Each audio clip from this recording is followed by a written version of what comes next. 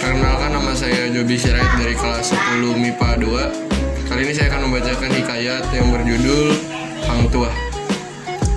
Alkisah di pantai barat Semenanjung Melayu terdapat sebuah kerajaan bernama Negeri Bintan. Waktu itu ada seorang anak laki-laki bernama Hang Tuah. Dia seorang anak yang rajin dan pemberani, serta sering membantu orang tuanya mencari kayu di hutan. Hang Tuah mempunyai 4 orang kawan, yaitu Hang Jebat, Hang Lekir, Hang Lekiu, dan Hang Kesturi.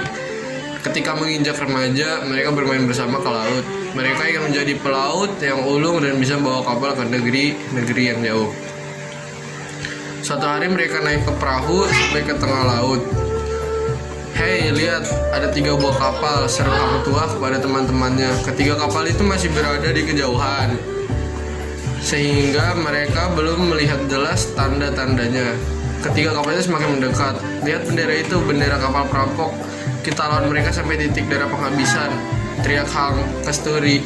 Namun perampok semakin mendekati perahu Hang Tuah dan teman-temannya. "Ayo kita cari pola untuk mendarat. Di daratan kita lebih leluasa bertempur,"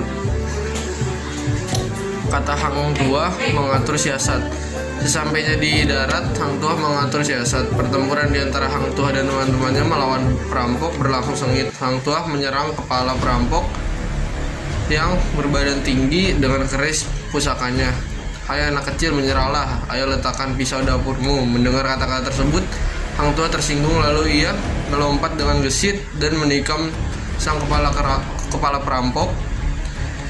Dan kepala perampok pun langsung tewas. Dalam waktu singkat, Hang Tuah dan teman-temannya berhasil melumpuhkan kawanan perampok. Mereka berhasil menawan 5 orang perampok. Beberapa perampok berhasil meloloskan diri dengan kapalnya. Kemudian Hang Tuah dan teman-temannya menghadap Sultan Bintan sambil membawa tawanan mereka. Karena keberanian dan kemampuannya, Hang Tuah dan teman-temannya diberi pangkat dalam laskar kerajaan. Beberapa tahun kemudian, Hang Tuah diangkat menjadi pimpinan armada laut. Sejak menjadi pimpinan armada laut di Negeri Bintan menjadi kokoh dan makmur. Tidak ada negeri yang berani menyerang Negeri Bintan. Beberapa waktu kemudian, Sultan Bintan ingin mempersunting Putri Majapahit di Pulau Jawa. "Aku ingin disiapkan armada untuk perjalanan ke Majapahit," kata Sultan kepada Hang Tuah. Hang Tuah segera membentuk sebuah armada tangguh. Setelah semuanya siap, Sultan dan rombongannya segera naik ke kapal menuju ke kota Tuban yang dahulunya merupakan pelabuhan utama milik Majapahit. Perjalanannya tidak menemui hambatan sama sekali. Pesta perkawinan Sultan berlangsung dengan meriah dan aman.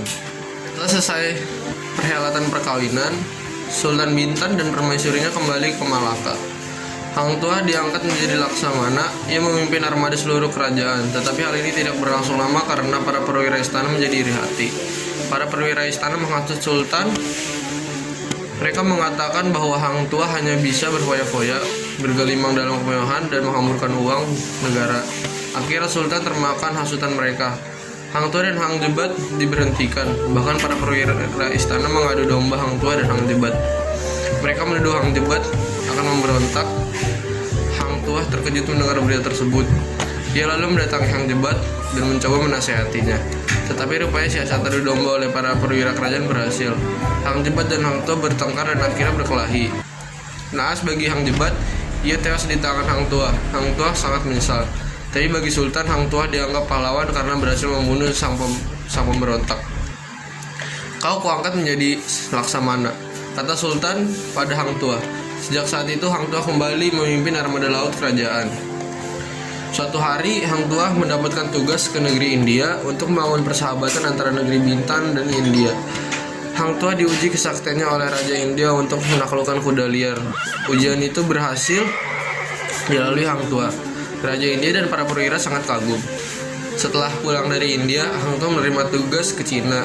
Kaisarnya bernama Kan. Dalam kerajaan itu tak seorang pun boleh memandang langsung muka sang kaisar. Ketika dijamu makan malam oleh kaisar, Hang Tuah minta disediakan sayur kangkung.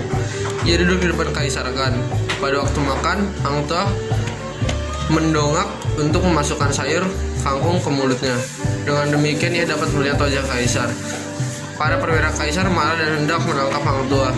Namun Kaisar Khan mencegahnya karena ia sangat kagum dengan kecerdikan Hang Tuah. Beberapa tugas kenegaraan lainnya berhasil dilaksanakan dengan baik oleh Hang Tuah. Hingga pada suatu saat ia mendapatkan tugas menghadang armada dari barat yang dipimpin seorang admiral bernama Almeida. Armada ini sangat kuat. Hang Tuah dan pasukannya segera menghadang.